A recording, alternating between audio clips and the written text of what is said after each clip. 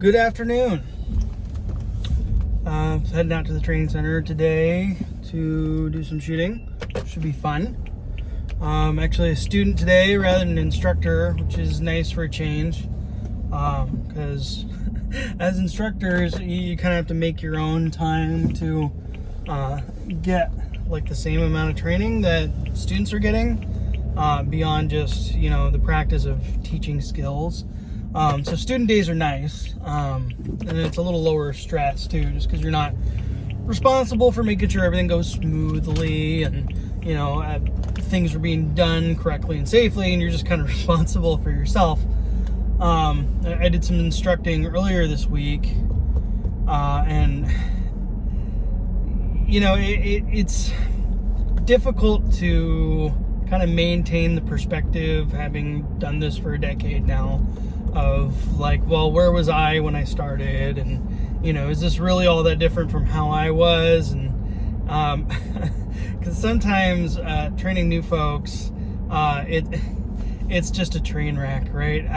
You see them trying to work through problems, like, and I mean, what the answer is, or what several answers could be, and just seeing them struggle to get there, it's tough, especially cops being, a lot of us A-type personalities, and wanting to be in the driver's seat and kind of be, controlling the situation, and then to have to step back, whether it's in kind of a controlled training environment or in some sort of field training, and let people struggle through problems to, arrive at the solution themselves, while, kind of minimizing the amount of direct guidance you're giving them. And that's really ultimately the only way people can learn critical skills, is by actually doing them and processing the problem enough to where they arrive at the solution themselves. And I mean, sometimes you've got to give them the answer because they're not going to get there, and things need to be taken care of. Again, especially in like a field training sort of situation where like there's real people with real problems that need to be addressed, and they don't have the luxury of time for waiting for a recruit to kind of slowly grind through the problem by just brute force and ignorance. And some people can do it and some people can't. And so especially in like an early kind of controlled training environment, and you're kind of sort of sorting out whether or not people can actually hack it or not, and watching them struggle through at like scenario-based training where the role player is an instructor and there's a script to it. It's tough. But all that said, keeping in mind that, all cops were young once, and not everybody starts out as an expert, and I'm certainly no exception. My sense is, just based on my own, anecdotal observation, that the type of person who's in the recruiting pool is different than when I started. And I try to be really careful not to knock new hires and be that kind of old guys, like, well, these young guys don't know stuff, right? But I mean, the environment is like objectively changed. So when I started, I finished college right at the end of 2008, or middle of 2008, when the housing market was collapsing. The job market was just atrocious, and jobs were hard to come by. And so at that time, for law enforcement, there was kind of this confluence of there was still a lot of goodwill, kind of post 9/11 towards first responders, and so I think people were more apt to apply at that time. And then with the job market, you had a lot of very qualified people who were suddenly looking for work, and the job security of law enforcement, and law enforcement's really pretty recession proof. Not entirely. I mean, there are budget cuts when tax bases evaporate, but I mean, that industry's not going away, right? And so there was a lot of competition for not very many positions, and a lot of agencies weren't even hiring, but they were testing to create like eligibility lists. And so they could, if they were anticipating an opening or two, draw from a list a year on from when you applied, which is ultimately how I ended up getting hired. And, a lot of people just had to kind of do the scattergun method and fling spaghetti against the wall and see what stuck, and be willing to apply wherever you were willing to move to work, not just, the one place that you prefer to be. And so, yeah, I mean, like when I went through Academy, there was a certified chiropractor, there was somebody with a PhD in communications, we had a, former federal agent worked for NCIS, who had gotten hired in my Academy class. And there was people from all different agencies in my Academy classes, about 40 different people from across Oregon. And I mean, there's a lot of regular folks too, especially kind of the smaller rural agencies that just, they get who they can. But still, I mean, the cross section was, on average, a very high caliber person because the competition was fierce. There were just, a lot of people vying for very few jobs. And so, agencies had the luxury of taking the cream of the crop. Fast forward 10 years, and now, big agencies like Portland, from what I hear, have challenges getting any certified applicants, let alone, getting people through background investigations and psych evaluations and physical evaluations, and then all of the, pre-academy, academy, and field training necessary to get somebody trained up and working solo. And I mean, it's just a handful of people that are even applying, and most of them get weeded out really early on in backgrounds because of things like recent drug use and criminal histories. And so, no knock on the people that get hired these days, but it's just they do not have to compete with the same number of people, and agencies are far less choosy about who they will offer a job, and are offering jobs in far greater numbers than was the case 10 years ago. And so on average, and again, no knocks against recent hires, and I'm not, picking anybody out in particular, but the average quality of the people we're hiring is not so great. They're kind-hearted and good people, and a lot of them even look like great applicants on paper, but when you get down to brass tacks and can you do the job, a lot of what I see is people that have a number of like really fundamental hurdles that they need to overcome. They're very, very young. I started when I was 26, and I was young to start, but we're hiring people younger than that, closer to 21. And I mean, anybody, think about who you were and what you were doing when you're 21, and are you ready and capable of making like just rapid life and death decisions at that age? I know I wasn't when I was 21. I had my head way up my posterior, and I was not ready, and wouldn't be anywhere close to ready for a number of years after I was 21. So they're lacking life experience. They are not great communicators, and by that I mean having actual face-to-face conversations with people is a challenge for many of them. And I think part of that is the kind of social media environment, and people are more used to and more comfortable with kind of a detached, impersonal form of like text communication. And it's, not long form, it's not articulate, it's not, nuanced and detailed in the way that like having a serious and often adversarial conversation with somebody has to be. And so it's a challenge, and having to actually break down for some folks like what are we trying to accomplish with this conversation, right? Let's think about like what sort of questions we should ask before we pick up the phone to call them about whatever they're calling about, and what are we trying to do for them? Like, how are we going to try and resolve the situation for them? And like, just basic like interpersonal communication skills that are just surprisingly lacking.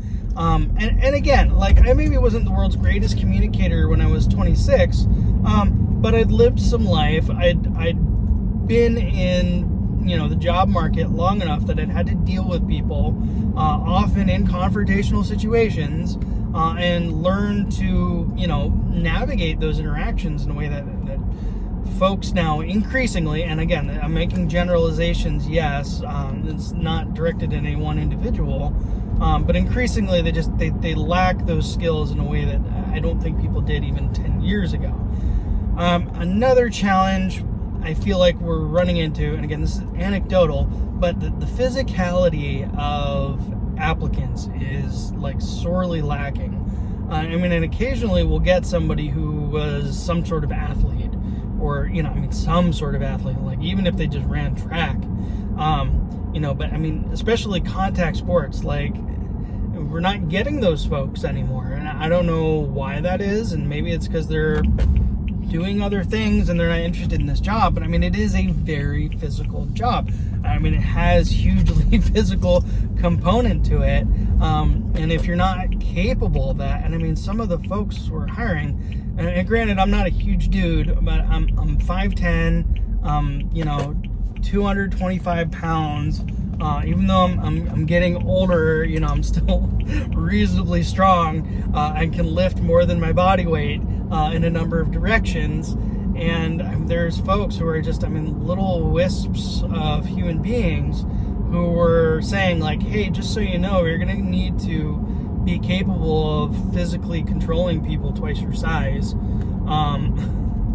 And it's a problem, right? If you have somebody who's physically small, not imposing, and putting them in a situation where they're, again, going to have to physically control somebody who doesn't want to go into handcuffs, who doesn't want to go back to prison, who is a violent individual with a history of, fighting and fleeing and doing all those sorts of things, they're going to look at that individual and say, I can take him, right? This is going to be easy. And so you're actually creating the circumstances for those people to have to use higher levels of force than maybe they otherwise would have if they were a large, imposing individual who bad actors are going to look at and say, I don't want to mess with that guy, right? And that's what you want. And there's no way cops are going to be, ninjas or, BJJ masters, right? There are those rare individuals who have that skill set and a passion and a drive to go acquire those skills. But just your average police officer is not going to be able to hit that level of mastery, where people expect they're going to be able to pull some kind of kung fu, and, disarm a violent suspect in, kind of some flashy movie magic way. Physical fights are ugly. They're messy. They're not, quick and clean like, Jackie Chan. It's going to be dirty and ugly in a fight to, get some people under control. If we're starting at a disadvantage to where you are, a petite individual, who's, just putting the thought in a bad actor's mind, that I can take him, this is going to be easy, you're setting yourself up for all kinds of problems. And another frequent issue, and I talked a little bit last time about toxic empathy, because of the culture and the expectations that have been fostered in the public about how we want policing done and how we want, de-escalation and, empathetic cops who are, able to intuit, better solutions to, dangerous situations. People have this frame of mind to where they're unwilling to escalate when necessary. And it's, again, and I had to have this conversation with some folks recently in training, right? Like, I mean, there is certainly a time for de-escalation, and de-escalation, we can talk about that. I might have referenced it some prior. Like, yeah, we want to create the circumstances for people to settle down, right, and give them an opportunity to comply at a lower level of force. But if you are too approachable, you're too nonchalant, and if you are too vulnerable, and I mean literally vulnerable with people, they're going to take advantage of you. And the general public doesn't realize the extent to which certain individuals are just career criminals and master manipulators, and they will chew up and spit out people who are unwilling to escalate when necessary, because these are reactive, right? And we don't make the first move, and we're unable to lawfully and justly make the first move in most circumstances, and we have to react to a threat as it presents itself. And when a threat does present itself, I mean, you have to escalate force, because if you don't quickly and decisively deal with an issue, you are making the situation less safe, and you are increasing the odds that someone is going to need to use a higher level of force because they have no other alternatives, because they didn't create for themselves the opportunity to use other alternatives by decisively controlling the situation in a way that many people getting into the career now think is too aggressive, too militaristic, too heavy-handed, but is in fact the more compassionate, more empathetic way of handling situations. Another instructor pointed out the other day that, a takedown, an effective takedown, right? For example, is actually a form of de-escalation, right? If that prevents that person from then producing the weapon that was in their pocket, right? So if you get control of this person, you can articulate why it's reasonable and justified to do so, and you can physically control this person using your bare hands quickly and effectively and violently, sometimes when reasonable and justified, then you're going to prevent the situation where a higher level force or deadly force is required, right? And that is actually de-escalation, right? You're rapidly controlling the situation, because once they're on the ground and they're under control and you've got them in handcuffs, then we can start to turn the dial down, right? And say, hey man, I want to get you on your feet. Are you going to comply, right? Let's get you some medical attention. I know you got a little bump on your head. Let's have some medics look at that, right? And start hitting the reset button and bringing the temperature down on a situation. But you can't do that when their hands are free and they have the luxury of time to start making a plan about how to hurt you. And new folks just, they don't get that in a way that I think more physical people in years past understood, and I mean, I'm not like a huge sports fan. Like, I don't watch NBA, NFL, I don't watch MMA, I've got other things to do, but I did play athletics. I'm more of a participant than a spectator, and I've seen athletic people who, they understand that, if you're playing football, you've got to rapidly react to a situation where things are going to get out of control.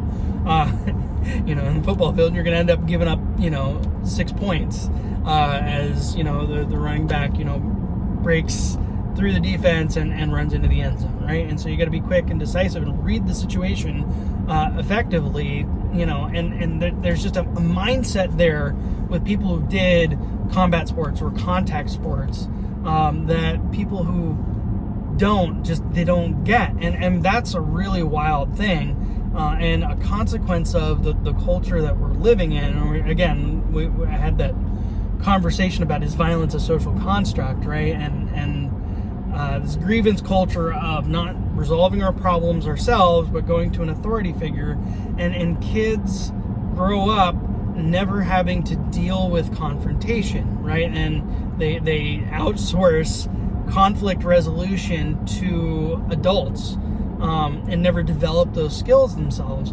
And we have kids who, grow up, and I mean, they're still, by comparison, kids when they're in their early 20s, applying for law enforcement jobs, that have never been in any kind of altercation, never been physical altercation. I'm talking about like argument with people, and they just crumble when somebody raises their voice to them, or does not immediately comply with a softly worded instruction, right? And they don't understand that people are going to be defiant, and they don't have the tools and the resources for dealing with that when that occurs, let alone actually getting into physical fights. And I wasn't like in a bunch of physical fights in high school, but again, I played contact sports.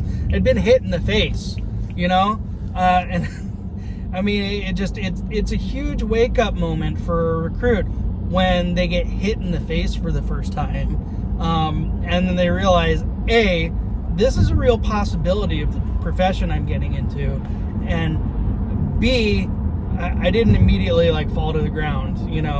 The ones that figure it out, right? Like I can get hit in the face and I will be okay. And that's not at all how our culture is anymore. And the general population just doesn't exist in that world. And so again, you take people like that and put them into a context where they're going to have to do that, and they're starting further back. They're starting at a disadvantage than maybe where I was when I started, because I didn't have the benefit of those life lessons when they got into this. And it's tough to watch. I mean, it's brutally painful. I mean, you have to explain to people that there is no one to call. You are the one who was called to handle this, right? You're going to have to sort it out. Your cover car is 15 minutes away driving code 3, 120 miles an hour with lights and sirens on. They'll be here in 15 minutes. You're going to have to handle shit until then, right? By yourself. And you either got to step up or decide that this is not for you. And that's fine. Literally, there is no shame for people deciding this job ain't for me. I can't do that. I get that. I don't think normal people, and I'm not saying we're, extraordinary people. I'm just your average person's not put together that way. And that's okay. We don't need everybody to be put together that way. Just like we don't need everybody to be a butcher or a baker or a candlestick maker, right? I mean, the world needs all different kinds of people. But what are we going to do when we don't have anybody? I mean, who are we going to send, right?